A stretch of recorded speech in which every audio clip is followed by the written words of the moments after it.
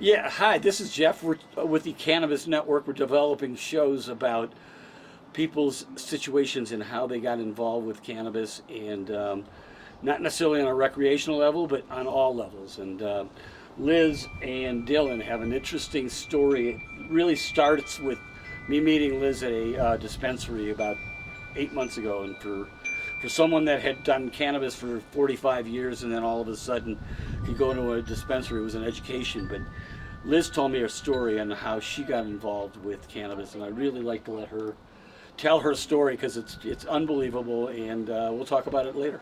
Thank you. My name is Liz Breeden, and am currently a patient of medical cannabis and a huge advocate for it as well.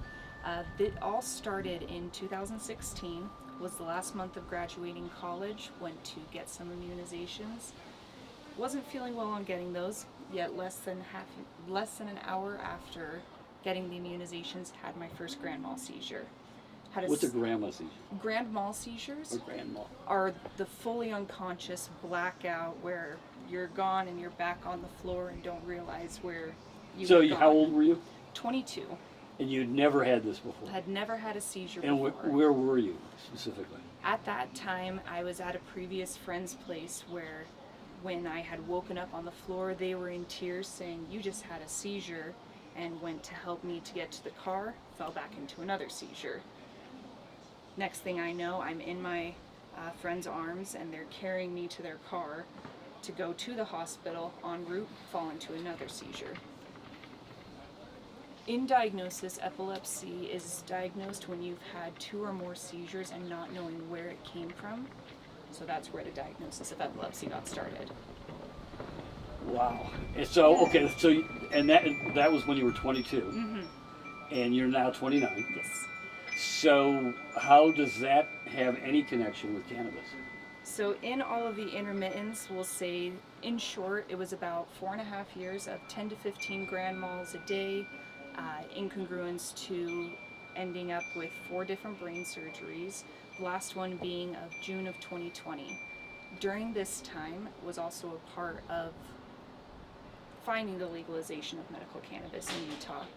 And after that last brain surgery, I just had a point in life where it was, I'm done. I'm ready to be of life. I was tired of consistently getting notes from the doctor saying, "Do you want to write your will and testament? Do you want to write that?"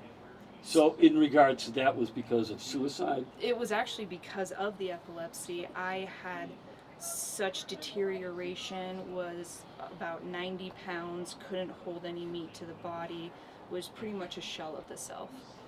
And so with that last surgery and all of the different medications they had me on, which as another layer to the cake of chaos, led me to addiction to opiates gracefully, and thank you to medical cannabis, in about 2.5 years clean at this point. So you were being prescribed the opiates Mm-hmm.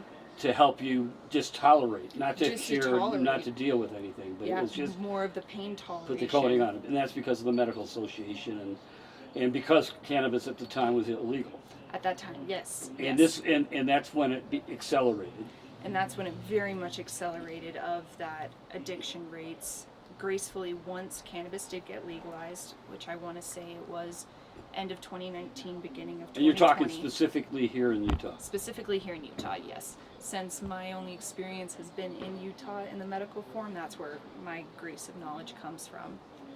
Yet with that, after that last surgery, decided to come home to the parents and ask for help and to say, I'm struggling with the epilepsy, the surgery's done, I'm not getting the seizures, but I have this extra layer of addiction. Help me out.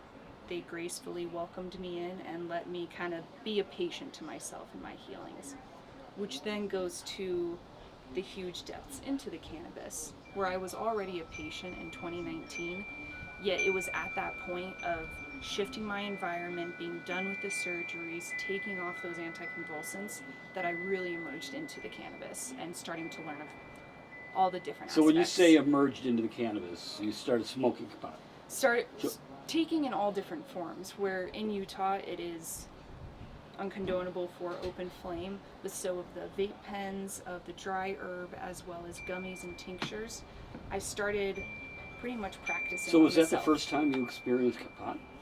First time I had ever experienced cannabis was in high school, but I was very... Like most of us. Yeah, like most of us. I was very much one of those people pleasers, afraid of what others would think, so it got me nervous. I was a little like, I'm So good. you get paranoid every time you got high? I would, yeah. I would get very paranoid. Whereas with the cannabis, and I had found that with my seizures, I started to notice of what's called an aura. When those seizures occur, it's where your body is giving you cues that you're about to tap out, pretty much. Wow.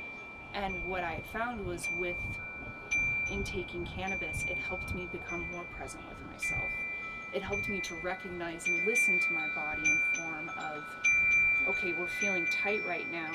Have we drank water? Have we eaten food? Have we slept? Who are we around? What is happening right now that could be energetically kind of... How often do you have seizures? So since this past May, I am 3 years seizure-free. You're kidding me. From grand mal seizures. And yes. that's because of cannabis? Because of the cannabis, because of that inner health and healing, and really just going within oneself. Yes. First off, my name is Dylan Shawhan, and when I met Liz, gracefully, was actually centered around cannabis at the dispensary, the pharmacy she works at. I was taking a leave of absence of cannabis to begin with for that week. Was checking out more medicinal aspects in a sense of inflammation, what it does to mind, stuff. And then next thing I know, I walk into the pharmacy. There's this beautiful gal as a pharmacist. Next thing you know, there's actually a connection. And before we know it, we are connecting outside of work and actually engaging in medical cannabis together incredibly. And that's where we met, really, about a year ago. Today it's 2023. Met June 8th of last year, and that has been an amazing ride since. In itself, what's really pretty about it is beautiful is its subjectivity, that it can benefit everyone in all its various forms. And I think that's one that individuals need to understand when looking at cannabis is it's not like you're popping a pill and it's just going to numb it out, or a blanket statement just make things go away. In a lot of cases, particularly that of inner health and mental health, that cannabis is going to emphasize some of those thoughts and feels, but that's to purge it out. It's to clear it out. Cannabis helps you feel things so that you can heal those things. And what's awesome about it as well is it then does have those different cannabinoids that can help the physical ailments. But a lot of it starts right here. And that plant is just an opening door for that opportunity. So hopefully we'll come back, and thank you very much. Thank you so Thank much. you. Thank you for being a part of this facilitation in the creation of cannabis, and where everyone can see that healing is possible. Yeah, thanks, and next time, Cannabis America. We'll talk soon.